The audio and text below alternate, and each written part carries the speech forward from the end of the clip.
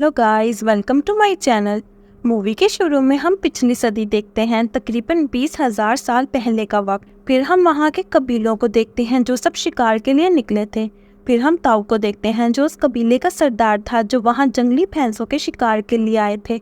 ताऊ के साथ उसका बेटा केडा भी था जो कि अभी छोटा था और ताऊ जितना पावरफुल नहीं था। शिकार के दौरान केडा पर एक भैंसा अटैक करने के लिए भर रहा था।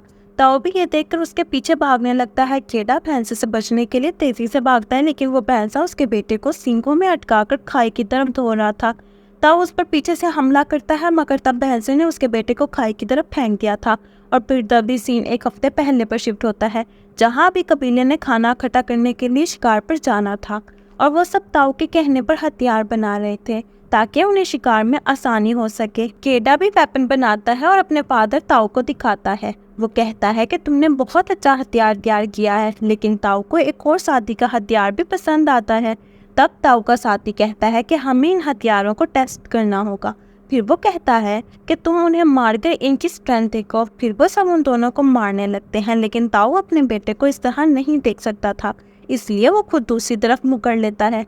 बाद में वो केडा के पास जाकर उसे अप्रिशिएट करता है और कहता है कि तुम इस टेस्ट में भी पास हो गए हो, और उसे गले लगाकर कहता है कि मैं तुमसे आज बहुत खुश हूँ। फिर सीन रात पर शिफ्ट होता है, जहाँ ताऊ की बीवी ताऊ से बात करते हुए कहती है कि तुम हमारे बेटे को अभी शिकार पर मत लेकर जाओ, अभी वो बहुत छोटा है, वो हमारा एक ही बेटा है। ताऊ से कहने लगता है कि हमें सर्दी आने से पहले खाना इकट्ठा करना होगा, और अगर वो शिकार पर नहीं जाएगा तो ताकतवर कैसे बनेगा, वो हमारा खून है। उसकी बीवी केडा के शिकार पर जाने के लिए राजी हो जाती है। नेक्स्ट डे वो सब शिकार के लिए जाने लगते हैं। फिर वो एक पत्थर के स्ट्रक्चर के पास पहुंचते हैं जो कि इनसे पहले लोगों की डायरेक्शन पता करने के लिए बनाया गया था। फिर वहाँ एक दूसरे कबीले के लोग आते हैं जो कि शिकार के लिए ही आए थे और इकट्ठे आगे बढ़ने का फैसला करते हैं। शाम को वो एक जंगली पिग का शिकार करते हैं। उस कबीले का लीडर केडा को पिग मारने का कहता है, लेकिन केडा काफी डरा हुआ था क्योंकि उसने आज तक किसी का शिकार नहीं किया था, इसलिए वो उसे नहीं मार पाता और उसका लीडर उसे मारता है। फिर रात को वो सब खाना खाते हैं। तभी अचानक से वहाँ एक शेर आता है और वो केडा के साथी को झपटकर तेजी से वहाँ से ले जाता है। सब हैरान और डर गए थे और केडा भी काफी डर गया था। अगले दिन वो साथी की याद में कुछ पत्थर रखते हैं और अपने सफर में आगे बढ़ते हैं। वो खतरनाक जंगल से होते हुए गुजरते हैं। चलते चलते रात हो जाती है और वो सब एक केव में पना लेते हैं। ताऊ उसके हाथ पर कुछ निशान बनाता है और केव से बाहर लेकर जाता है और कहता है कि जब तुम अपना हाथ आसमान में सितारों से मिलाओगे तो तुम्हें अपने घर का रास्ता मिलेगा, और काफ़ी अच्छी बातें समझाता है। नेक्स्ट डे वो अपना सफ़र जारी रखते हैं, जहाँ उन्हें जंगली भैंसों के पाँव के निशान मिलते हैं और वो उनका पीछा करते हुए उन तक पहुँचते हैं। फिर सीन वापस प्रेजेंट पर शिफ्ट होता है और हम देखते हैं कि केडा जिंदा था और चट्टान पर लटक रहा था। इससे पहले ताऊ कुछ करता, केडा नीचे गिरने लगता है और चट्टान की छोटी सी जगह पर गिरकर बेहोश हो जाता है। ताऊ उसकी मदद के लिए जाने लगता है, मगर बाकी कबीले के साथी उसे रोक देते हैं क्योंकि वो उस कबीले का लीडर था और वो अपने लीडर को खो देना नहीं चाहते थे। ताऊ पूरी रात अपने बेटे को आवाज़ें देता है, लेकिन केडा कोई रिस्पॉन्स नहीं देता। अगले दिन मजबूरन वो उसकी याद में भी वहाँ कुछ पत्थरों को रख देते हैं और अपना शिकार लेकर वापस जाने लगते हैं।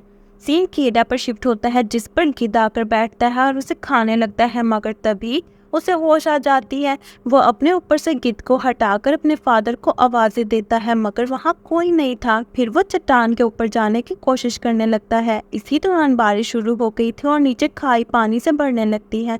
केडा पानी में छलांग लगा देता है और पानी की मदद से किनारे तक पहुंच गया था।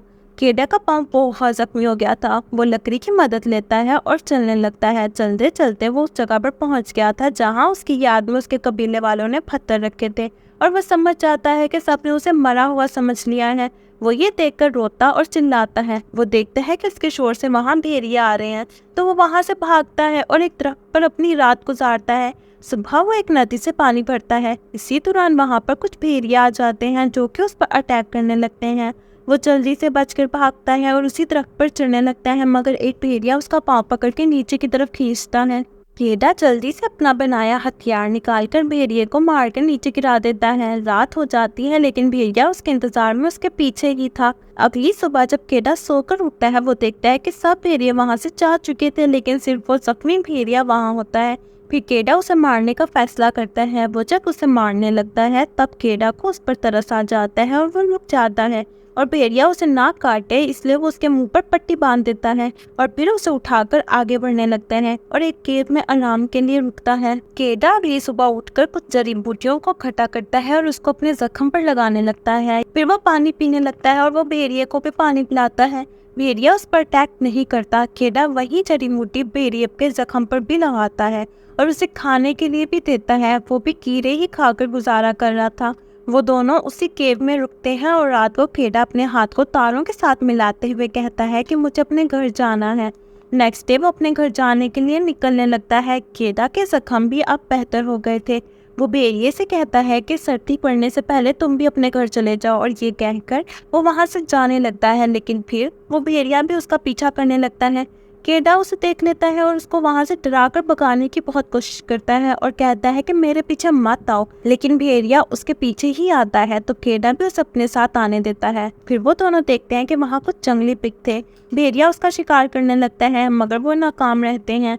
फिर केडा उसे खाने के लिए कीड़े देता है। वो दोनों काफी क्लोज हो गए थे।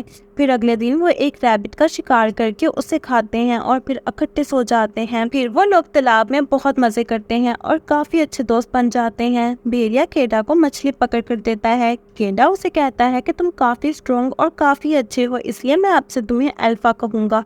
केडा को चलते हुए बहुत वक्त हो गया था, इसलिए सर्दियों का मौसम भी आ चुका था और ठंड पड़ गई थी। हर तरफ स्नो हो गई थी।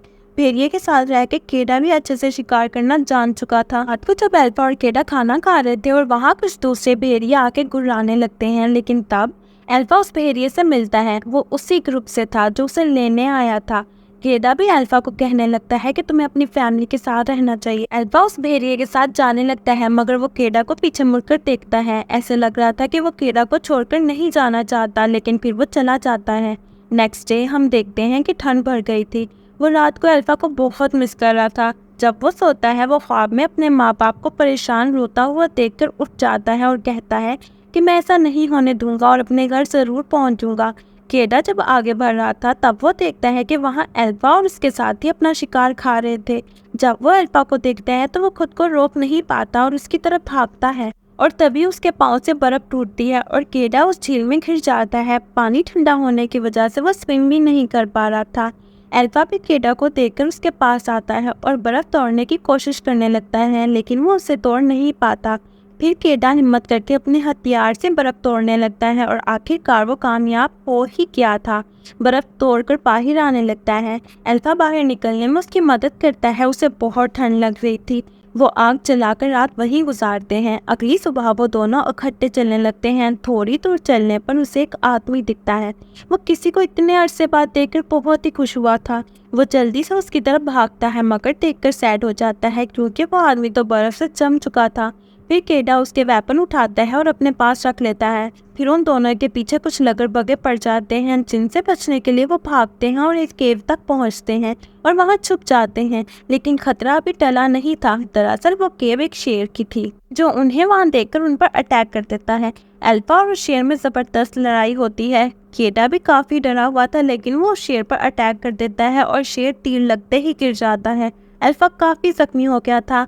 केडा अल्फा के जख्म साफ करने लगता है और उसे शुक्रिया करने लगता है और कहता है कि जो भी हो जाए हम दोनों हमेशा इकट्ठा रहेंगे। वो दोनों अपना सफर जारी रखते हैं। चलते चलते वहाँ बर्फ का तूफान आने लगता है। अल्फा जख्मी था इसलिए वो और चल नहीं पा रहा था। केडा उसे उठाकर चलने लगता है। वो भी थक चुका था इसलिए वहीं गिर जाता है और ख्वाब में वापस अपने माँ बाप को देखता है। इसलिए वो हिम्मत नहीं हारता और अल्फा को लेकर चलता है और थोड़ी दूर चलने के बाद उसे फाइनली अपना कबीला दिखता है। वो अल्फा को लेकर अपने घर आता है जहाँ ताऊ और उसकी बीवी अपने बेटे को जिंदा सलामत देखकर बहुत खुश होते हैं। वो कहता है कि आप जैसा चाहते थे मैं वैसा बन गया डैड, और कहता है कि अल्फा को बचा लीजिए। ये कहते ही वो बेहोश हो जाता है। जब उसे होश आता है तो वो देखता है कि अल्फा उसके पास ही लेटा था।